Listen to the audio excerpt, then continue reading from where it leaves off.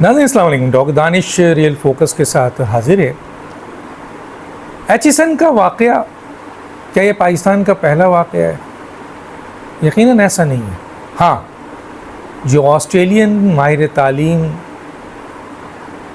جو پرنسپل تھے ایچیسن کے لیے، ان کے لیے ضرور پہلا واقعہ ہو کہ انہوں نے ایک ایسا دباؤ، ایسا پریشر ایک شخص کے لیے جو منسٹر ہے، اور ایک دفعہ یہ منسٹر نہیں ہے۔ کون ہے آج چیمہ صاحب؟ کون ہے؟ پہلے تو یہ ہے کہ آج چیمہ صاحب دو اہم ترین کیسز میں جو ہیں وہ شامل ہیں۔ ایک ابھی تک نیب نے تو چلیں ضمانت تو مل گئی، کیونکہ اس میں زیادہ عرصے تک جو ٹیکنیکلی کے لیے یہ نہیں کہ وہ اثاثے چھپانے کے کیس میں اور آشیانہ ہاؤسنگ اسکیم میں جو شہباز شریف کے ساتھ ہے، شہباز شریف تو بری ہو گئے، لیکن آج چیمہ صاحب کا جہاں تک میری معلومات ہے وہ کیس ہے، ضمانت پہ ضرور ہیں۔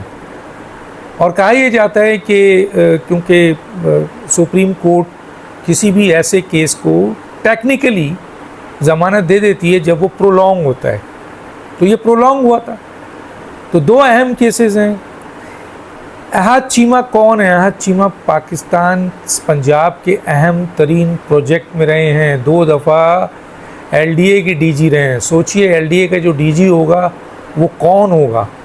جو شہباز شریف نے پروجیکٹ بنایا اس میں بھی تھے، جو انرجی میں تھا اس میں بھی تھے۔ تو اس شخص نے کتنا کمایا ہوگا سوچئے۔ یہ تو 2 کیسز ہیں۔ لوگ یہ کہتے ہیں کہ ان کے پاس اربوں روپے ہے، لیکن سوال یہ ہے کہ وائٹ کالر کرائمز کو کیسے پکڑا جائے؟ ایک تو یہ، دوسرا یہ کہ اس شخص کو کیسے پکڑا جائے جو کہ اشرافیہ ہو یا خود وہ ملک کے وزیر اعظم کا رائٹ ہینڈ ہو۔ احد چیمہ شہباز شریف کے رائٹ ہینڈ ہے۔ ابھی نگراں حکومت میں بھی وہ تھے اور موجودہ حکومت میں بھی موجود ہیں، اور ان کی اولاد ایچیسن کالج میں پڑھتی ہے۔ کوئی معمولی ایچیسن کالج میں عام آدمی نہیں پڑھتا ہے، 137 سال سے ایچیسن کالج ہے، اور یہ 18ویں آپ کے پرنسپل تھے جو کہ باہر سے آئے تھے۔ اور ایچیسن کالج پاکستان کا وہ واحد کالج اور اسکول ہے جو G30 ایک اہم کلب ہے اس کا یہ ممبر ہے۔ پاکستان کا کوئی اور اسکول یا کالج نہیں ہے۔ اور دوسرا یہ کہ 15 ممالک میں سے پاکستان اس کا ممبر ہے، اتنا اہم ہے، اور اگلے مہینے وہ جا بھی رہے ہیں۔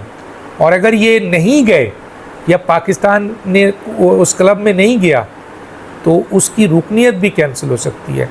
وہ شخص جس نے پاکستان میں میرٹ کو اسٹرانگ کیا، اس کو گورنر، اب دیکھیں گورنر کا چہرہ دیکھیں، داڑھی آپ نے رکھی ہوئی ہے، بظاہر تو ایک بارش شخصیت نظر آ رہے ہیں، آپ کو ایک عہدہ دے دیا گیا ہے، ٹھیک ہے آپ پی ایم ایل این کے ملازم ہیں یا کارکن ہیں، جو بھی ہیں، آپ کو ایک عہدہ دیا گیا ہے، لیکن آپ نے کیا کیا؟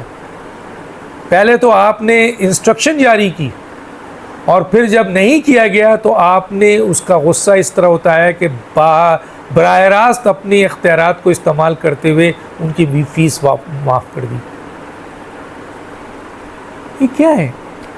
اور اس کے اوپر دوسرا کام یہ کیا جو گورنر نے، وہ یہ کیا کہ الزامات لگا دیا، اور بڑے گھنونے الزامات، کہ جناب یہ 8 مہینے سے جو ہے وہ آپ کے ان کی غیر حاضری رہی ہے۔ بھیا 8 مہینے سے ایچیسن کا پرنسپل غیر حاضر رہا ہے، 6 مہینے سے غیر حاضر رہا ہے، تو تعدیبی کارروائی کیوں نہیں ہوئی؟ کہاں ہے وہ انکوائری جو پہلے؟ اب آپ انکوائری کر رہے ہیں اس لیے کہ آپ پکڑ میں آ گئے، آپ نے ایک بڑی گری ہوئی گھٹیا حرکت کی ہے۔ پاکستان کے اشرافیہ کے بچوں کا داخلہ بڑے کالجز میں ہونا، ان کی فیس معاف ہونا، بڑے اسپتالوں میں ان کا علاج ہونا، ان کی فیس معاف ہونا، قرضے لینا، اشرافیہ اور ان کی اولادوں کا قرضے لینا اور وہ معاف ہونا ایک تاریخ ہے پاکستان میں۔ لیکن مائیکل تھامسن، میرا خیال ہے یہی نام ہے، آسٹریلیا کے جو یہ ماہر تعلیم ہے ان کے لیے نئی چیز تھی، اور انہوں نے استعفیٰ دیا، صحیح کیا۔ اور اس کے ساتھ ساتھ بورڈ کے ایک اور ممبر نے بھی استعفیٰ دے دیا. اس پر غلیظ الزامات لگائے گئے. کہا گیا 40 لاکھ یہ لیتے ہیں تنخواہ. تو 40 لاکھ تنخواہ انہوں نے خود ہی سینکشن کیا ہے اپنا. جب یہ آئے تھے تو بورڈ نے سینکشن کیا ہوگا یا کوئی اپروول اتھارٹی ہوگی, پنجاب کا وزیر اعلیٰ ہوگا, کوئی پرائم منسٹر ہوگا, تو آپ نے الزام لگا دیا. آڈٹ کریں بھائی. لیکن آج یہ آڈٹ یاد آ رہا ہے گورنر صاحب, تو گورنر صاحب کے چہرے پہ تو کالک مل گئی ہے, بہت بڑی کالک ملی ہے. اب وہ جا بھی رہے ہیں. میاں نواز شریف کا کام ہے کہ ایسے ملازمین کو جن کو انہوں نے گورنر بنایا, کیونکہ ان کا صرف ایک فیلئر نہیں, ان کے بہت فیلئر ہیں. اب آہا چیمہ کی اگر میں کہانی بتانے لگوں آپ کو کہ یہ کون ہے, یہ کس فیملی سے ہیں, اور ان کا کس پوسٹ پہ رہے ہیں, اور کس طریقے سے ان پہ الزامات, میں بہت لمبے چلے جائیں گے. اسی طرح گورنر صاحب کے اوپر بھی بہت سارے کوشچن ہیں. لیکن میں تو آج مین بات کرنا چاہتا ہوں, اور وہ یہ ہے کہ انکوائری ضرورت نہیں ہے, کیونکہ انکوائری تو اس چیز کی ہوتی ہے جو چیز چھپی ہوئی ہو. یہاں پہ تو سب نے مان لیا کہ جی میں اپنے بچوں کی فیس کم کرا رہا تھا. کیوں جی؟ میں نے ان کا لیٹر موجود ہے گورنر صاحب کا, اور استعفیٰ بھی موجود ہے جناب, اور اس میں لکھا ہوا بھی ہے جناب آپ کے پرنسپل صاحب نے. تو یہ پاکستان میں اگر اب دیکھیں نا, پاکستان کی کوئی یونیورسٹی کیوں نہیں, دنیا کے اہم ترین بنگلہ دیش ہے, بھارت ہے, بھارت کی پتہ نہیں کتنی یونیورسٹیز ہے, دوسرے ممالک ہے, ترکی ہے, فلاں ہے, ریکگنائز ہے باہر. پاکستان تو 300 400 500 میں نہیں آتا ہے, ایک آدھ جگہ شاید 150 170 میں آتا ہے. اسی لیے صرف پاکستان کی سیاسی نظام, آئینی نظام اور آپ کے معاشی نظام کو ان لوگوں نے تباہ نہیں کیا ہے, انہوں نے پاکستان کی صحت اور تعلیم کو بھی تباہ کر دیا. 60% سے زیادہ اس وقت پاکستانی نوجوان, آپ سروے جو ہوئے ہیں معلوم کیجئے, وہ پاکستان چھوڑنا چاہتے ہیں. کیوں چھوڑنا چاہتے ہیں؟ انہی لوگوں کی بنیاد پر. کیا اب اس گورنر کا احتساب ہوگا؟ صدر صاحب کریں گے؟ کیا اس گورنر کا احتساب میاں نواز شریف صاحب کریں گے؟ یا پرنسپل پر دباؤ ڈال کے پاؤں پکڑ کر کسی طریقے سے انہیں منا کر یہ معاملات دبا دیے جائیں گے, اور یہ معاملات ہوتے رہیں گے, عوام تک پہنچ گئے ہیں؟ تو شرم تو سب سے زیادہ آنی چاہیے اس گورنر کو کہ جس نے انتہائی چھوٹی حرکت کی.